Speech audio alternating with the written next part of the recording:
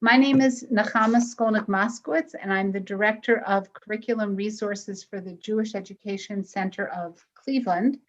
And I have been part of Hebrew Through Movement for quite a while, although I'm not the originator. The originator is Lifsa Schachter, who got this going. And at the point that she retired, I swooped in and figured out how to help Clevelanders keep this up and to move it nationally. So I'm delighted that you're part of this.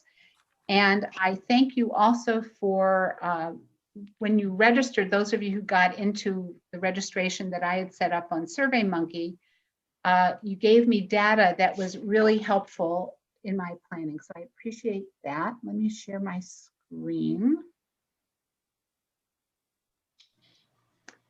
So I learned a few things along the way. One is that we have a wide variety of experience levels here in the group. We have people who have taught for like a year or a few months, and others who've been teaching for a long time. Half of you have gotten to the point of teaching holiday vocabulary with Hebrew Through Movement, which means that kids are able to move beyond the foundational level. 3 of you have taught prayer vocabulary with Hebrew Through Movement, and that's really what we're focusing on today. I asked where you're teaching. At the point that I gathered the data, 20 responses, I think, come in. 12 of you had already done this as in person, and 13 of you had done this virtually. So we have a mix, and some people are still somewhere between the two. I asked you what was going well, and there were great things. You know, really that this is, the children are enjoying this. And one of the things we learned about Hebrew Through Movement is that it really has created great energy among children and excitement for Hebrew that we haven't had for many years in our part-time settings. And I asked you what was challenging, and gosh darn, that was a much longer list. But there are a variety of things here relating to time, relating to props, the workspace, which now is a little more challenging if you're teaching virtually. On this long list, this one thing at the bottom, writing scripts and deciding on words, that for sure we're going to be focusing on during the webinar. Other pieces of this we may be touching on in different ways, but we're definitely going to help you focus on that particular piece. What I am excited about with this particular workshop, this particular webinar, is that I think it's one of the best things we do for Hebrew Through Movement. And for me, this is the key goal about teaching using this method. I used to see kids jumping, running, spinning, doing all that stuff and thinking, oh, that's all good. But then it came a point where I observed lessons that Marcia Nucci, and I know some of you know her because she was your learning facilitator or you've seen her in videos. I observed her and I saw her teaching things related to prayer. And that really is the focus of today's webinar. And I know that many of you have heard this story before, but I felt I needed to do it in very abbreviated form because the why of why we're doing this fits this. So Marcia, at the point that we were getting ready to go national with Hebrew Through Movement, we decided that Marcia would do 2 videos for us. One would be using the 4 questions and the other would be the Shabbat candle blessing. And I'm just going to show, I'm not going to show you the video because I know you've seen it. I just want to remind you of what happened. Marcia set things up so that she could teach with chametz and matzah, and she put those things on the table in front of her. She set up behind her, directly behind her, are posters of the 4 questions, which include pictures as well as the words. She did a warm-up with the kids, and then she had them working with the various props. And gosh, for those of us that are doing virtual, it would be nice to have the props again, right? But she had the props, and so it was chametz and the matzah, and then she taught them Lashevet Yoshuvim, to sit straight, Lashevet Misubim, to sit reclined, and had that going on all around the classroom. Then she had the kids come up and point to where on the chart the various words were, chametz, matzah, Yoshuvim, Misubim. Again, there were pictures there. And then she had them chant the 2 lines of the 4 questions. Our mistake in this particular teaching situation is that we turned off the camera at that point, and the kids just had this very weird look on their face. And Lissa said to them, she was sitting in the room, she said, well, tell us what you're thinking. And they said, you know, we never knew what these words meant before. And, you know, I know that we've taught these words before, but until this point when they really got into their kishkas because they were working with it, they really got it, which said to me, like, that's where I finally understood, especially in a congregational setting, our goal needs to be to open up the prayers and blessings for our kids so that when they're singing, chanting, reading, whatever they're doing, those words are in their kishkas and they can connect to the prayer in a different kind of a way. I want to share with you what we did happen to be smart enough.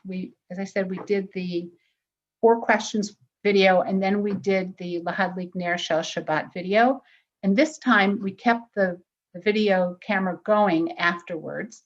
And the sound here is a little soft, but if you listen carefully, you'll hear what one of the girls said. When you said the bracha, I could tell that you knew the bracha, but when you said the bracha this time, was there any difference for you in saying the bracha? It was the same. Yes. When Mora Nucci lit the candle, she said Lahadlik Ner Shel Shabbat. I knew that sounded familiar from the prayer on Shabbat of lighting the candles. And did it tell you what it meant? Yes. In a different way? Well, I knew that Ner was candles, but I never knew before what Lahadlik Ner was. I mean, Lahadlik was. Oops. So the story that I tell, which really gets at how this plays out, I kept telling the story for a year of Marcia and the 4 questions. And in Cleveland the next year, one of the teachers came to me after Pesach and she said, look, you know, she actually teaches a class of parents and children learning Hebrew together. So there were adults as well as kids. She said, I spent 3 weeks teaching the 4 questions the way I always teach the 4 questions. And you can imagine what that is. There's singing, there's flashcards, there's matching, there's games, like all that stuff. And she's really a good Hebrew teacher. And she said, I also teach them Hebrew through movement. So I figured on the 4th week, I would teach them using what I saw from Marcia. And she said, wouldn't you know, they also had these goofy looks on their faces afterwards. And the question was like, really, what? And they said, we just didn't understand what the words meant. It is very, very powerful when you do this. So we're going to focus on how to use Hebrew through movement for teaching prayers and blessings. I'm going to tell you that in general, it is not much different from the way you do it otherwise. And the key piece is that often it is helpful when someone else teaches the concepts of the prayer before you get to teaching the Hebrew through movement piece of the prayer, because you can't do everything in Hebrew when the kids don't know a tremendous amount, but there's enough. So I want to show you 3 short videos. The first 2 we actually have in this webinar. The person who came to Cleveland for a master teacher seminar for Hebrew through movement, Liz Rowley, and some of you know her from some other things. Liz taught a lesson on Borei Pri Ha'etz, and I'm going to show you 2 very, very short segments. And I want you to simply notice, like, what do you notice about how she's teaching words to this blessing? And then what do you wonder about? So we're going to see 2 of hers, and then I have another video. She's teaching in person, and then I have a video that I think you've also seen perhaps of someone teaching Hebrew through movement virtually, but we're going to watch it within the context of how we do prayers and blessings. So if you have something to write on, take a few notes. When we're done with this, I'm going to break you into breakout rooms, and you're going to have a conversation with people. So let me go to the next. All right, so this is Liz. לשבת מהר. יפה, טוב מאוד. אוקיי, פרי. זה פרי. פרי.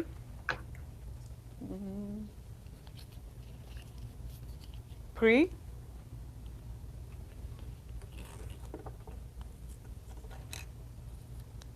Lo pri.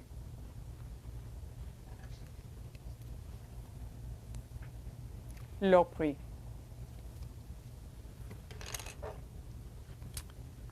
Pri. Pri. Pri. כן או לא? פרי? לא. פרי? כן או לא? לא.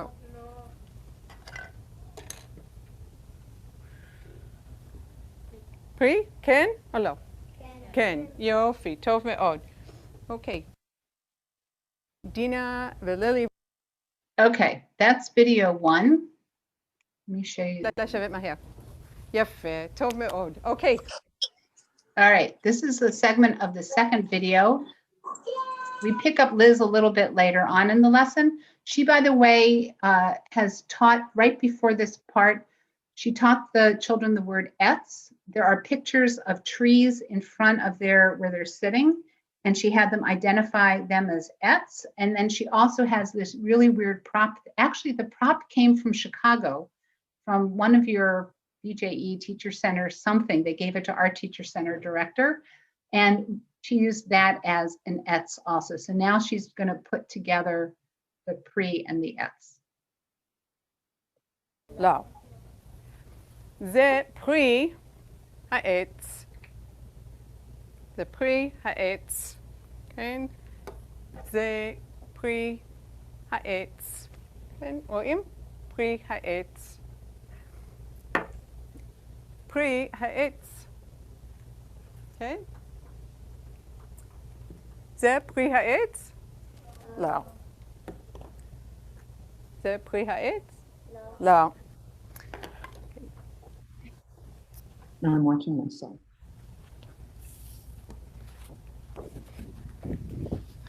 זה בורא פרי העץ, כן? פרי העץ. כולם, בורא פרי העץ, בורא פרי העץ, כן? וברוך אתה אדוני אלוהינו מלך העולם, בורא פרי העץ. Okay, and this is the final video. This is shorter than the other two. This is Master Teacher Linda Duke, who is teaching Rosh Hashanah. And I want to show it to you because it gives you a clue as to how she uses props and photos for kids who are not in the same room for her, as her. Tapuach, lalechet el tapuach. Mitzian. Laharim tapuach. Laharim tapuach. Tov ma'od. Lahori tapuach. Lahori tapuach. Laharim shofar. Laharim shofar. Mitzian, kain shofar. Lahorid shofar. Laharim davash. Tov ma'od davash.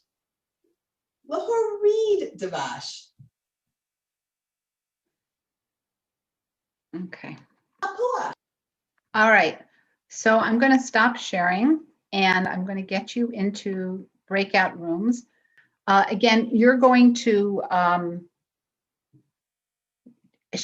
first introduce yourselves to each other and then share what you notice and what you wonder. And let me see what the timing is, 5:18. I'm going to bring you back in about 7 minutes. See you all.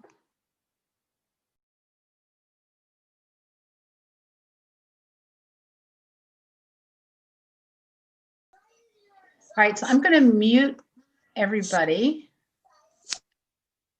And I'm going to ask that if you, first of all, into the chat, you can write things especially that you wonder about.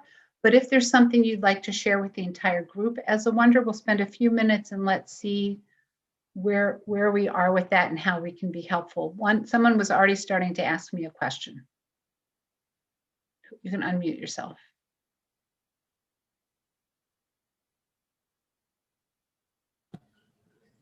Was it Karen? Yeah. Okay, so say it again. We were wondering, our group, about the third video, the one that was remote. The students had props in their own homes.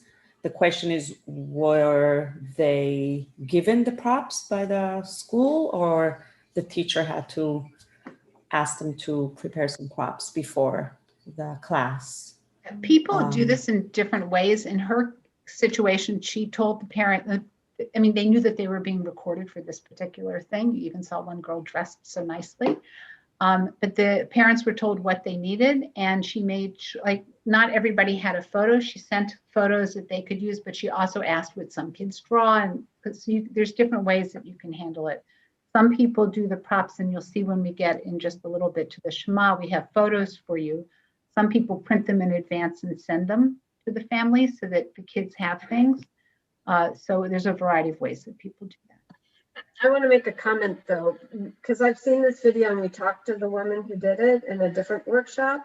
And one of the things she said that was different about going online was when they had the opportunity to use things in their own environment, that they really liked that. So, and that's resonated with me about this, making this connection between home and school in ways that we've never had that opportunity, because now so many of us are online. Thank you. Any other things that you wondered that especially relate to the teaching of prayers and blessings that you want to share with us? There's some great comments coming in about how people have handled supplies at home. Do Go ahead. you want all comments to be positive? Oh, I only take positive comments because I know everything always goes swimmingly.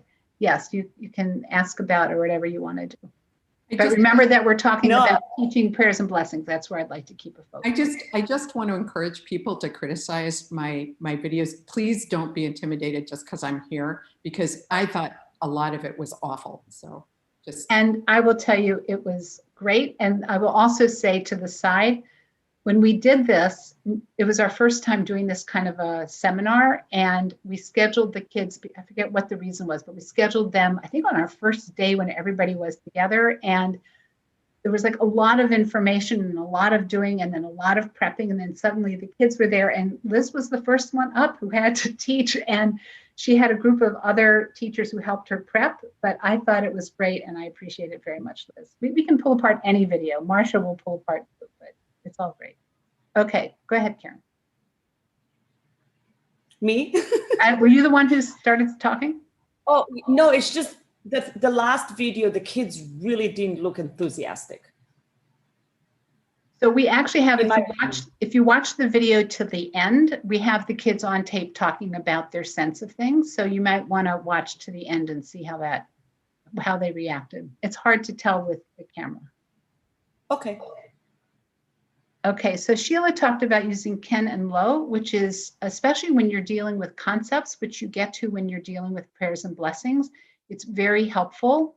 In the case, Liz used it with something very concrete, but you can also do, if you don't want the kids to say anything, you can do thumbs up, thumbs down, or you can use Ken Lo. We were talking about that in our group, that especially for virtual teaching, when it's harder to gauge their understanding, it's a great immediate way to know if they're getting it. Right. I want to actually have a conversation, but I'm always aware, like in these webinars, time goes way too fast. So I'm going to move us a little bit along, and we'll keep coming back to the conversations. I want to go back to my screen sharing. And what we're going to do today is take a look specifically at the teaching of Shema, because it has a lot of different kinds of words. Some are very concrete, some of them are a little more conceptual. In the blessing itself, or in the prayer itself, there are 12 words, but 11 of them are unique words. The word Adonai repeats itself. I want you to take a moment and look at the words and decide which you might consider tackling doing Hebrew through movement. And just to yourself, figure that out for a moment. What would you teach?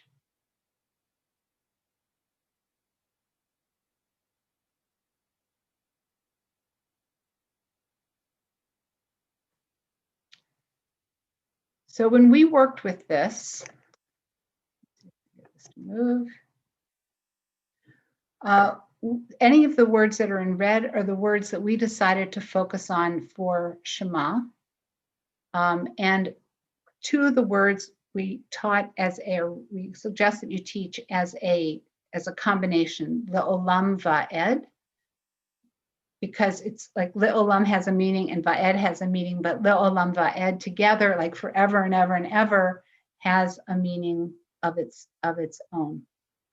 I'm going to give you your instructions because we're going to go back into groups, and then I'm going to give you the resources you need for these instructions. I want you to, hopefully you looked at the PDF that I sent and the document that I sent for writing on yesterday or today, but I'm going to give it to you in just a moment. You're going to look at the words that have been indicated that we're going to teach for Shema, and I want you to decide which 3 words you would teach in each lesson. So you're going to group them in groups of 3. Then you're going to, as a group, write a script. Do not spend a lot of time on this, but just do some basic script writing of what you would do. Remember to keep in the format of Hebrew through movement. And also to think about, are there any actions you would do if you're teaching virtually? Are there things that you want to do with your hands or otherwise? And the props and the photos that you are going to use. If you still have time, then you're going to go back and create a warm-up. Like, what would you do to get started in this lesson? And one of the reasons why I put this as the 3rd step is that often there are words in the script that later you go, oh, I should have done this with them in the beginning. When Marcia was teaching Purim and she was doing Oznei Haman, Hamantashen, in the warm-up, she taught Ozen and Oznaim so that she could then refer to it when she was teaching Oznei Haman. And then you're going to develop an integration of the new and the old. I sent you in advance, but I'm going to put this into the chat, a form that you can use together to work this out. When you're in your rooms, I'm going to divide you into rooms. You should take a look at your room number. I'm going to ask that you fill out the form on this sheet that matches your room number. So the first 2 pages are for room 1, second is for room 2, and it goes down to room 7. So know that this is here. And I also want to make sure you know, I hope that you had a chance to look at this in advance. On the Hebrew Through Movement website, for all prayers and blessings for Shema and its blessings, and for Amidah, the ones that we've chosen, we have a document for you to help you plan. It looks different from what's in the traditional curriculum guide. It starts out with, there's 2 pages that just generally kind of get your head into what it means to be teaching a prayer or blessing. Then we offer the prayer or blessing, and as you saw before, the words that we're going to teach are in red. We offer you, for each word, there are ideas for you. These aren't listed as scripts for the most part, but they give you ideas of things that you can do as you're for teaching. So you have to figure out what you're going to choose and how you're going to put that into a script. So all these are the words and the ways we suggest you do it. And then we offer you the Hebrew, if you're going to do something where kids are looking at it, and more Hebrew. This is the Adonai part. And then we have pictures. So we have a lot of pictures that you could do Lishmoa Le. And again, you can send these out. You can do them big for what you're doing in your place and what you send to the kids. And we have Yisrael in here, and we have Kavod and Lo Kavod and all of that. So this is here for you as a resource. And again, before you leave this room, I'm going to stop sharing for a moment. I'm going to put into the room, this is the PDF of the Shema itself, if you didn't pick it up off the website. And this is the sheet that you're going to work on. And I will give you a clue in general. When you're teaching prayers and blessings, you start, if you can, by having the kids recite or sing the prayer or blessing. You teach it. And as you saw Liz do, at the very end, you have them do it again, because that's what cements into them the words that they just learned. That's one of the key differences when you're teaching this as compared to other ways of teaching. So are there any quick questions before I send you off? Okay, so I'm going to give you about, I'm going to call it 13 minutes. I want to make sure that especially at the end, we have time to talk. So I'm going to bring you back somewhere around 10 of. And don't forget to remember what your room number is. Reintroduce yourself to people and work on that part of the document that's yours. And I'll be able to follow what's going on. Okay, guys.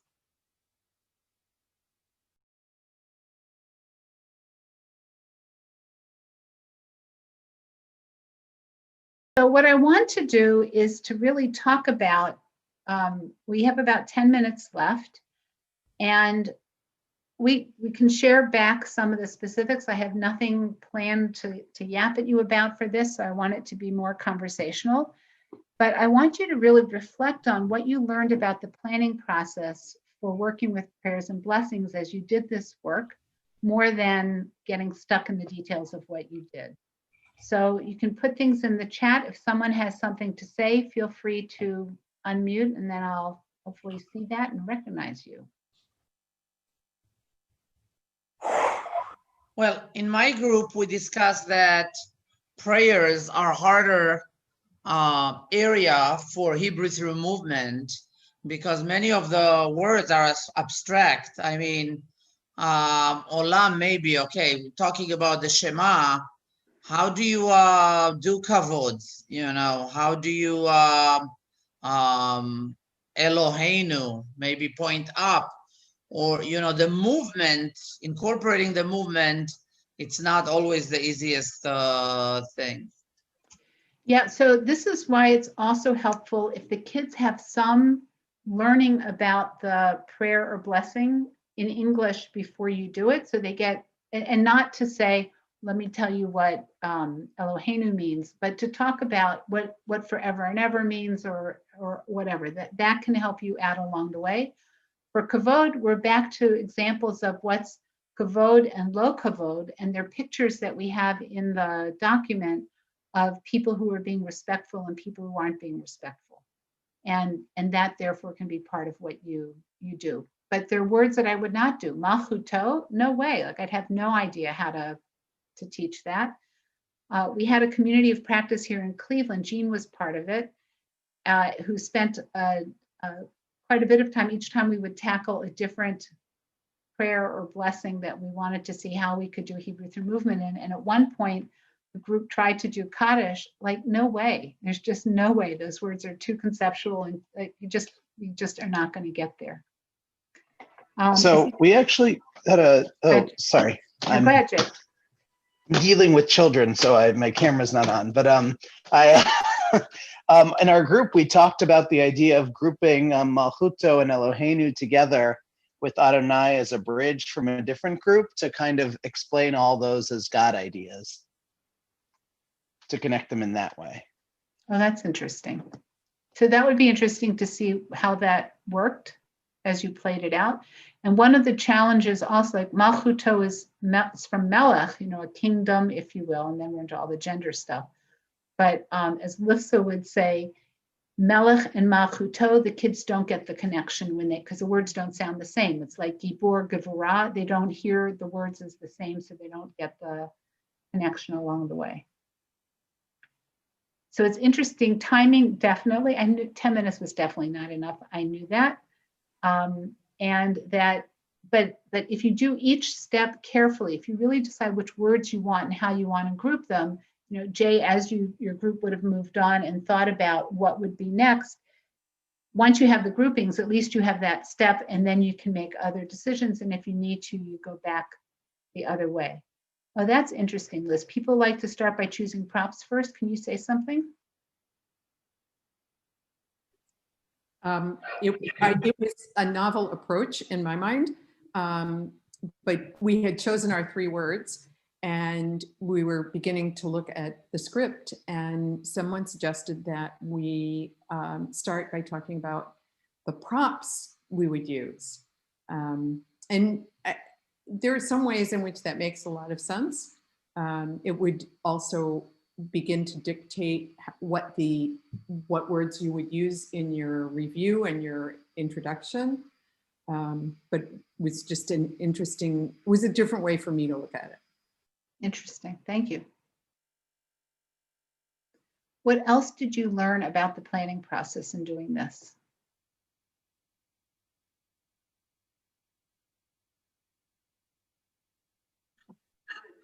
I wrote it, but there are many ways to group the words. I mean, I thought it would be like, okay, there are 2 ways to group these words, but when you, and this is a short prayer, right?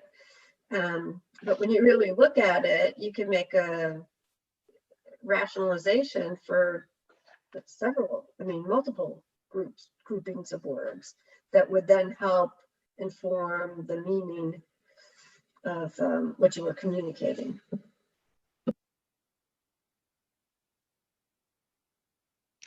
And so I could also say that there's benefit in working on this not alone. Like, planning for Hebrew through movement is tough as it is, but at least when you're doing the foundational units or the holiday units, we offer you a whole lot more. You know, there's scripts that you can choose from and so on. But prayers are conceptual, and you have to figure out based on the kids that you're teaching. This is why you're the teacher, and why we also say, like people were saying, I'm just going to record things and let the kids watch my recording. You need to see what's going on and to know your group, that you will make different decisions based upon your group. But if you have other people to help you think it through, it's much more helpful because it's just not easy.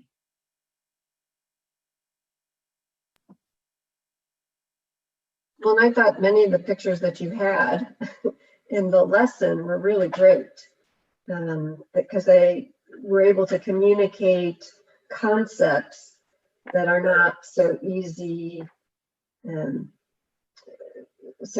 communicate, but the pictures did that. There's only one photo I couldn't understand what it meant, but other than that, they were really great. And you can find your own photo along the way. It also goes to the idea, when you're teaching basic words and we say you can't just have a chair, you have to have multiple versions of a chair so the kids understand that kisei doesn't refer only to something that looks like this, but it's multiple. And the same thing, especially with prayers and blessings, when you're dealing with kavod and lo kavod, or you're dealing with Yisrael, and that could get very confusing. Do your kids understand that Yisrael refers to the Jewish people and not just the place of Israel, and that it can refer to Jacob? That's again where having a lesson in advance with another teacher who's not doing the Hebrew through movement, or if the Hebrew through movement does tefillah, fine, but for them to have that so that then you can get to those different meanings of Yisrael. And did you understand what the action was for Le'olam Va'ed? I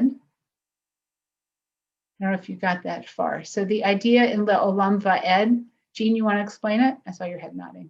I don't want to put you on the spot though. You ask the kids to sit down, stand up, sit down, stand up. And then the teacher takes the book and says, Le'olam Va'ed. Lashevet, lakum, lashevet, lakum, Va'ed. Yeah. And they're supposed to keep bouncing up and down, and you're sitting there going, reading book. Exactly. So there's ways to do other concepts, and our start is just a start. It's what you choose along the way.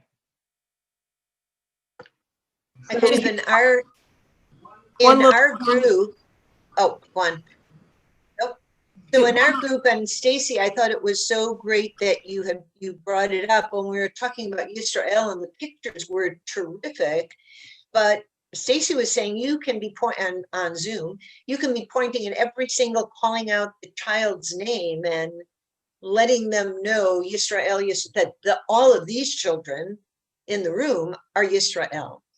Right. Besides the pictures of, and that I thought that was right on. I think the kids would pick that up right away, in addition to those terrific pictures. Yeah, and kids could also, if you divide the pictures out among your kids, a kid who has a picture of, I don't know, I don't remember what we have for one, like they could hold up to the camera what their picture is, that, and they all don't need the same picture, but that they're illustrating it. The teacher has them all along the way too. Greta, you're going to be the last word. Oh, sure. I was just going to add to what Anne was saying about Yisrael, and that is that our group thought about different items in their home that could symbolize community, Jewish community or community, such as like if they have a Jewish newspaper or JUF News, showing pictures of, you know, Jews at a Western Wall, or a synagogue, praying in synagogue in the United States, or even a picture of Jews coming together at a walk with Israel, or a rally against, you know, for, I don't know, anti-BDS or anti-Semitism, or a rally of Jews coming together, or a communal Hanukkah menorah, you know, Chanukiah lighting ceremony. Things that they might have that, you know, maybe a Chanukiah that might represent community, or Excellent. a Siddur even.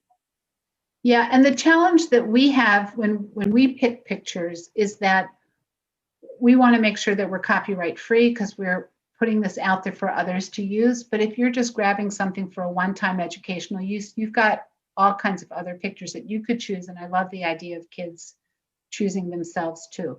So I just want to show you where these resources are. When you go to the Hebrew Through Movement website, there's a section called Prayers and Blessings. And if you go to, I'm going to go to Shema and its blessings. There's like an intro piece. And then each of these, you can download the Brachu, download the Shema, Yotzer Or, V'ahavta, Micha Mocha. If there's a lesson example that we have, this was also at the point that Liz was here in Cleveland. This teacher's doing Shema, and it's a sound to print. So when you're ready for sound to print, she has that. And we do the same thing for the Amidah with those blessings that are there. Again, the same kinds of resources. And then we also have a section here on miscellaneous prayers. And we have, again, examples, if we have examples of videos that have been shared. So the main thing that I want to make sure you take with you is that when you do prayers and blessings, first, again, you're going to decide what words you're going to use. You're going to figure out how much time you need to cover the entire prayer or blessing. It's not going to happen in one day. And when you get to the bigger things, Yotzer or any of those, you know, you in the end might teach 8 words out of the, I have no idea, 30 words that may be in a blessing. Those 8, the goal is for them to stand out for the kids, and those words to help them understand whatever you're doing. And if you're focusing on a specific piece, when you're at the very end, you want to make sure that you have the kids recite or read or chant or whatever you do, so that they can, as we saw with the Lahadlik Ner, that they can make the connection between these words that they kind of learned and didn't integrate into the idea that these really are part of something bigger, that they can do that and have that connection. It's a lot of fun. This, as I said, this is the goal of Hebrew Through Movement for me in our congregational settings. If we only run, jump, spin, it's like we're losing the key thing that I think we can really give our kids, and that's meaning related to prayers and blessings. So I thank you all very much. Sorry this went over a little longer than I thought. I'm happy to stay on if somebody has questions, and otherwise enjoy your teaching.